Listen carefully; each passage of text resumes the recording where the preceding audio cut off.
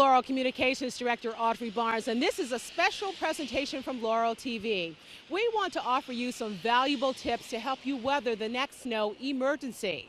Laurel Mayor Craig A. Moe is the one who declares a snow emergency, and that's when the ball really starts rolling. Snow emergency routes mean you cannot park on the even side of the street on these routes, and Laurel police can ticket and tow as necessary to keep these routes open for emergency vehicles.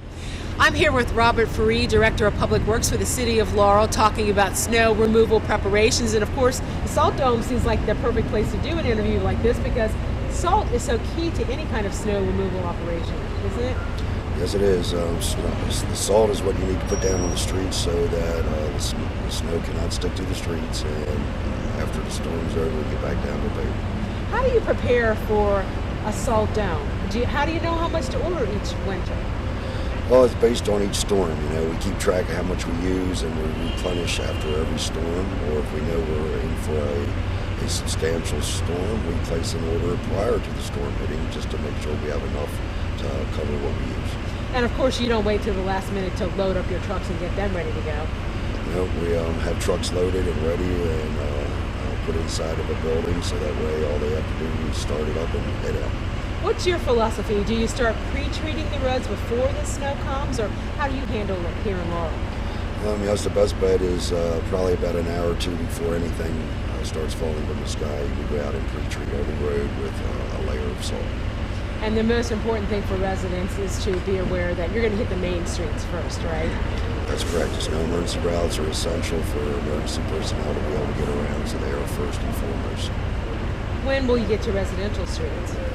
Generally, we try to start hitting residential streets as the snow starts accumulating so that we can at least make a pass and people can get off the side streets out to the main roads. What are we getting ready to do now, Rob?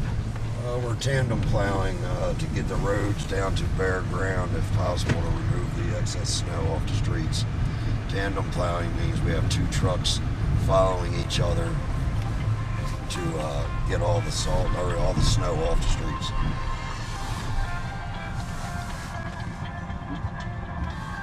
Rob, what would be your one piece of advice for residents during a snow emergency? If possible, put your car in your driveway or at least off the street so that Public Works can plow the streets as wide as we can to get all the streets clean. And after the snow's over, you'll be able to park back out on the street with no problem. Thank you very much, Rob, for being with us today. Of course, another important element during any snow emergency happens in the Emergency Operations Center at the Laurel Municipal Center. Media Coordinator Joyce Jackson has more on that. Thanks, Audrey. I'm here with Emergency Services Director Marty Fleming to tell us what happens here in the Emergency Operations Center. Marty, thanks so much for joining us. Anytime. So tell me, who works here? The Emergency Operations Center is set up to support the agencies or agency that are working an event. And in this case, the Public Works Department and the Police Department are working for an adequate or a successful conclusion to this snowstorm. Primarily what we do here is we staff the Emergency Operations Center with a representative from each department working the event. We coordinate all the information that's coming in from the citizens, and we disseminate that information out to the proper agencies so that concerns, requests for services can be handled. We also serve as a planning tool if the snow intensifies and we start having localized emergencies in the city. We serve as a planning tool to set up logistics and to respond to the local emergencies while Public Works and police are still working the snowstorm. So coordination is and support is our primary role here. Okay. So what are you monitoring? The information that's coming in from the residents as well as some of the workers that are out in the field? We monitor local news, and we also monitor, obviously, local weather. Excuse me for 1 second, I apologize. And we take calls from residents or businesses relating to requests for services or complaints, and any information relating to an immediate need, like in situations such as this, we pay particular attention to the elderly and infirm. We want to make sure that they're taken care of during a snowstorm. So we coordinate that effort with our Parks and Recreation staff, and they coordinate efforts with the neighbors of the residents that need assistance. And we also work with some of the volunteer groups to make sure that we can adequately respond to the needs as far as potential evacuations from facilities that are suffering because of the snowstorm. Well, let you get back to work. Your phone is ringing, so they need you to attend to something. And you know, one of the other most important things is getting information out to the residents and notifications to the residents. Joining us now is our webmaster, James Cornwell Shield, about the My Laurel app that can send alerts to your phone.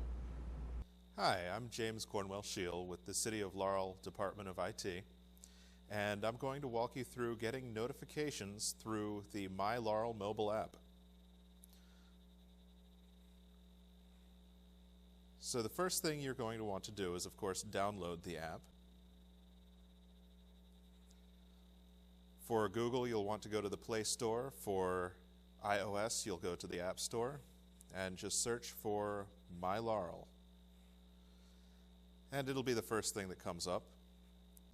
The publisher is Public Stuff, and as you can see, I've got it installed already. So I'm going to go ahead and open it. Now the first screen you'll see is the welcome screen, where you can create an account or link your Facebook account to get push notifications for emergencies.